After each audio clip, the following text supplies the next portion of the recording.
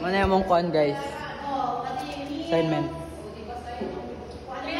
Does governance automatically lead to development? Yes or no? If no, if good governance does not automatically lead to development, what factors are causing it?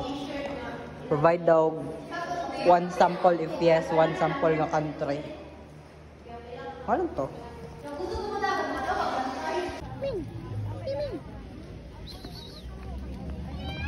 Ay, dili ikaw. Lolo. Nagkisil ah.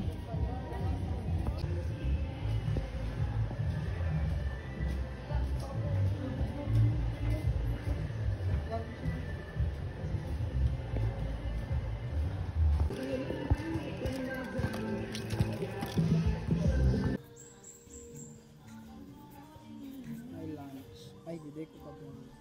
Sige, go. Lunch na ko, guys.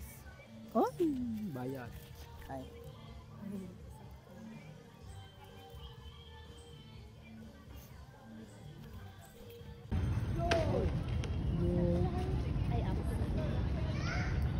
Di paspas kayo. Naka-red turf. Tagom na, guys.